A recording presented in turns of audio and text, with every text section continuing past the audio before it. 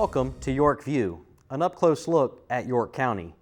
In this program, we'll introduce you to some talented young musicians, and we'll show you some folks who are not scared to get their hands dirty. Did you know there is an internationally known musical group based right here in York County? And while you may never hear them on the radio, if you attend almost any major event in Yorktown, you are likely to see them. The Fifes and Drums of Yorktown are an all-volunteer organization formed in 1976 during the bicentennial of the American Revolution, and today it has grown to a membership of over 85 youngsters.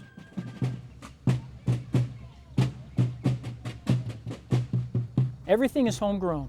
Matter of fact, we tell all of the new parents that are coming into the Corps or think that they would like to come to the Corps that we do all the training. If you're not comfortable with it, please look at it. Our instructors here are top-notch. They teach the kids not only how to play the instruments, the rope tension snare drum and the fife, the wooden fife. Fifes. Up. Ready. But they also teach them how to march, because there's this different style of marching for 18th century field music than there is in a normal high school band, let's say. They drill that metronome into your head until you can get it right. Left, left, left, right, left, and she'll say it all the way down this street right here. Down Main Stream to the monument and back. She won't stop saying it. When I came in here, I had no musical experience whatsoever. I have learned how to read music. I have learned how to play an instrument. I've learned time, marching, all this through fife and drum. So rhythm is giving me a sense of rhythm that I see every day in my life.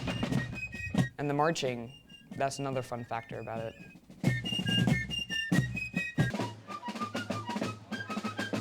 In the past, we used to go do an Old Guard workshop, and the Old Guard is another prestigious fife and drum corps.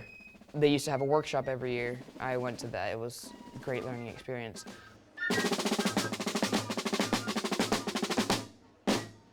I saw the Colonial Williamsburg Fife and Drums when I was a kid, and I always wanted to be part of it. So I joined Yorktown, and then I love it. So I just continue doing it. We, learned that the Colonial Williamsburg Fifes and Drum Corps is very hard to get into. Unless you get in when you're young, you really don't have a chance. So we basically Googled Fifes and Drums. We really had no idea that this existed, and then found out that it did, and we signed her up. I love music, a lot. So when I first joined, I had already played flute for a year, and one of my really good friends also came here and was playing, and so we heard of this place from her. And so we joined, and I just moved up through the ranks really quickly, and I caught on, and I loved it because I love the marching and playing the instrument and just learning new music and everything. The fact that you're actually getting out and going and doing something exciting. And performing in front of a crowd, like any musician or any performer will tell you, it's the best feeling. To walk down, and every time we go by, it's just all the people, they all know who we are, and it's just really awesome to hear them all clapping and cheering. They have shown just a propensity for just absolute fantastic shows, just well beyond their means as far as how they perform in front of people. And it really gives them a sense of confidence, I think. And that's really kind of our goal here, is to help the kids to really grow as individuals and then also as a corps, as a team.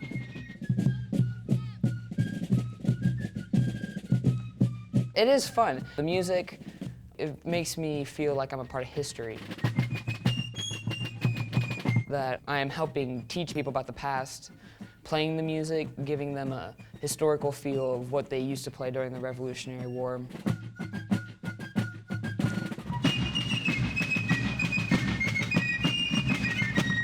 I call this Confederation of Families. The children don't get paid, the families don't get paid.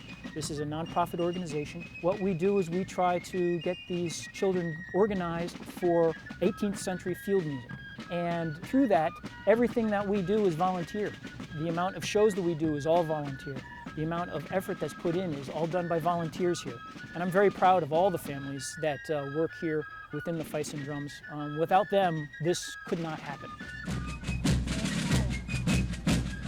Watching the kids march and the music, it's beautiful, and I never get tired of it. And then the kids, you know, they work hard, but they love it, and they have such pride, and they get to perform, they get to be professional, they get to learn music, they get to travel, they get to, you know, dress up in the period costumes, and they love it so much. The bus rides are kind of long, but that just gives you more time to talk to and, you know, familiarize yourself with the people around you. Take it away, Yorktown. Along with the fact that you're actually getting out and going and doing something exciting. We go to Deep River every year on our summer trip.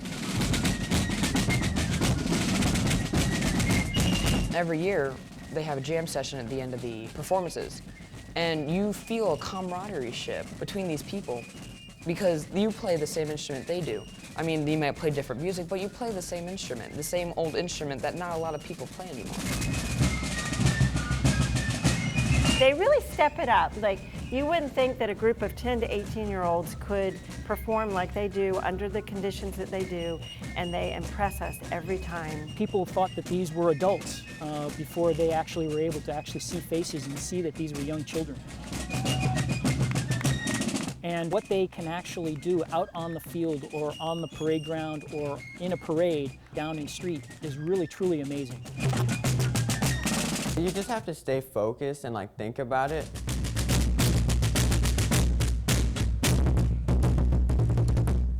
But after a while, you get used to it, and it's like second nature. This stuff is more like they would have used in the Revolutionary War to give out commands, and so they're usually short and simple and able to be repeated over and over again. And they're set up that way. These kids can go out and do just monumental things in superheat. The uniforms that they wear are true, historically represented as wool uniforms. So they've been out in the middle of summer, in the middle of 100-degree temperatures, and still perform and just do a fantastic job. And it's just fun. They don't realize it, but they're working hard. They're learning music, they're working hard, they're learning professionalism. Children these days in high school, they're expected to get volunteer hours. And so if your child isn't a part of an organization like this where they get volunteer hours by being a part of it, they're going to be seeking out opportunities elsewhere. They're going to have to find a way to get out in the community and get volunteer hours. So here they're getting volunteer hours. It's all documented and kept track for them. And they're having fun, and they're learning music, and they're enjoying the history. We are providing what the colleges really want, an experience where they can get heavily involved and kind of stick with it through their high school years. The more you come, the more you're going to get out of it. The more you practice, the more you're going to get out of it. Helen, I want to congratulate you as our newest Corporal Fifer. You have to come if you want to be able to get promoted up through the ranks.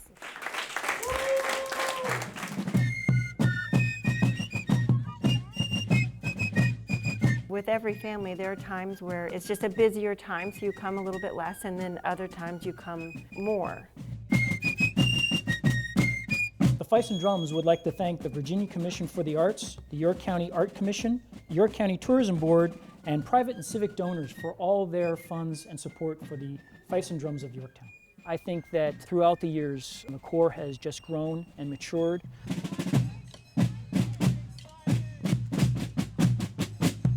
I am so proud of all of these kids.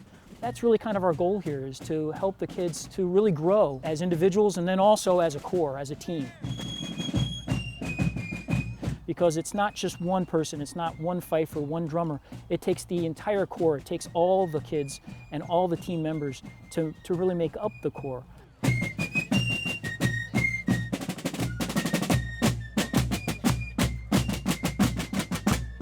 We're all kind of like a family. We all know each other, we all care about each other. We're a pretty tight-knit group. The Fifes and Drums of Yorktown have performed at Camden Yards in Baltimore, the Statue of Liberty, and at the Eiffel Tower in Paris. For more information, call 898-9418 or visit the website shown on your screen. Coming up after the break, we'll show you what it takes to become a master gardener. Stay tuned for more of York View.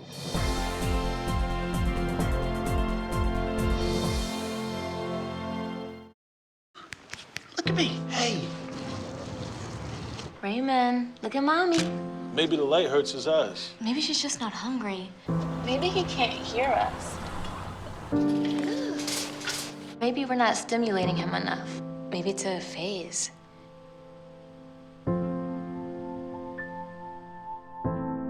Avoiding eye contact is one early sign of autism. Learn the others today. The sooner it's diagnosed, the better.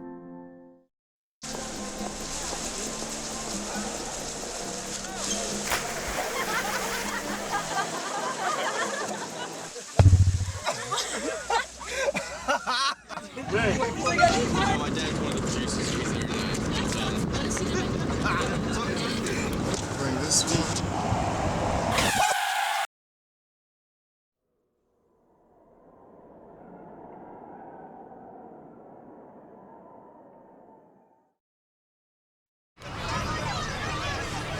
Get your ass out. You're not sitting here. Yes, I am. Move. Give it to him hard. No. Every day, kids witness bullying. Why you stabbing me with it? No. They want to help, Ow. but don't know how. Teach your kids how to be more than a bystander. Visit stopbullying.gov.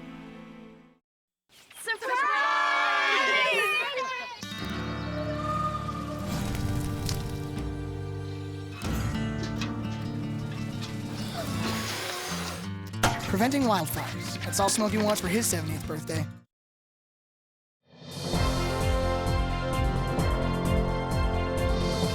Welcome back. York is a beautiful county, and chances are as you drive around town, you'll see something that was touched in some way by a master gardener. As you'll see in our next story, these dedicated volunteers that love getting their hands in the dirt have a passion for sharing their time and knowledge. One of the surprises was New York ironweed is native to Virginia, but we're just finishing up and getting rid of what we don't want here. Master gardeners are one of the most dedicated groups of people I've ever met. They are very dedicated to the cause of teaching the public about environmental horticulture. They're dedicated to the extension office, and they are extraordinarily helpful to me in my everyday job. Really, without the master gardeners, we wouldn't be able to put on the events that we put on in the county and in the city of Pocosin, just because they're our workforce. To become a master gardener, we do have an application and an interview process because they're very important volunteers for Extension.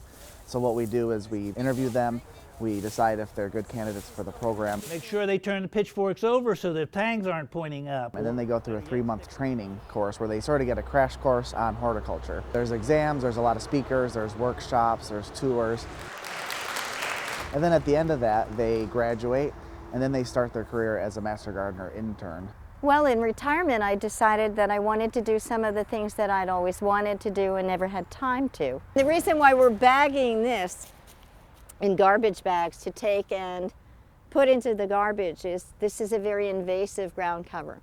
So if we were to dump it someplace on the property, we would have tons of sedum growing up. York County had this wonderful program for master gardeners, this class. But they call them little men for the little leaves. And for somebody who always had a black thumb, I thought it was a wonderful idea to learn something and do something that I'd always wanted to do. What is your responsibility? The purpose of the training isn't to teach about gardening, but you certainly learn a lot about gardening, but it's to train volunteers. So the number one thing we look for with people that apply to the program and become successful master gardeners is that they are very dedicated to volunteerism, because that's really what the program is all about. How are you covered by insurance? Our training class is mostly run by volunteers as well. We train with Newport News, Gloucester, and Hampton. So that is a volunteer-run training. So we have volunteers that graduate from the program, and then the next year they may help out with the training of the next class and so on and so forth. And the idea is to carpet this whole area. And we have some master gardeners that have been active since the early 90s, so there is a lot of history and a lot of potential mentoring there in this realm of horticulture and gardening and everything that we do in the Extension office. Well, that one is Musabaju, and it's a perfectly hardy plant here. Not all bananas are hardy. Okay. The class was interesting, not having been in college classes for almost 40 years. Now, the safety class, I did not say was boring. He's doing a good job. Well, I don't see any eye protection or anything else. But that's the least of his worries, I think. It was a lot of material to go through in the time period, a lot of reading. But it was wonderful. It was a terrific learning experience with great teachers. And of course the test, thank God, was an open book test at the end. We have a learning garden here in York County, and we've just opened up a new one in the city of Poquoson, and it's all volunteer managed. So they are the ones that make it look nice, that put in the educational materials that are here at the garden. You want to get the most light and air into the shrub, and the whole reason is it makes it healthier. It looks better because it's healthy, and that's what Master Gardeners are going to teach you. The Master Gardeners also are the ones that teach our pruning and lawn clinics that we put on for the public, and they really are the driving force behind events like the Horticulture Extravaganza, which without them we just simply wouldn't be able to accomplish. I would take it right back and let her try to regenerate. I've been a Master Gardener since 1987. It was not the first class. There were 1 or 2 classes prior to my class. And I've enjoyed being a Master Gardener ever since. The people are great because anyone who talks to plants is a pleasant person. We have a new learning garden now in Poquoson. It's sunny. So there we're able to grow vegetables and plant flowering plants. While here it's so shady, we have a difficult time doing that. We have very limited sunshine here. Well, I think it's the commitment that I see in the whole group of people. This particular group is phenomenal. There are people here who've been Master Gardeners for probably 25 years, and their knowledge is phenomenal, and they share it so happily. Master Gardeners are incredibly important to the county. Our extension office is the smallest extension office in the state. We have 2 staff full-time and 1 extension agent who is me. And without the Master Gardeners, we just wouldn't be able to do the things that we do. The Master Gardeners give about 10,000 hours as a group per year of volunteer time to the locality, and that's just incredible an amount of dollars that is equivalent to. You just can't have a better group of people. Have you got the time? The first thing I did was to run the York County Rehab's flower arranging class for the seniors, and I loved that. I did that the first year I was a Master Gardener, and they require 50 hours of volunteer service back in the first year. I think I probably gave about 150 that year just with that program. We help the residents make little flower arrangements, and then we make enough of them that every resident in the convalescent center gets a little flower arrangement. The Master Gardeners are really supporting the Extension office, and the Extension office has a lot of things that we can offer to the public.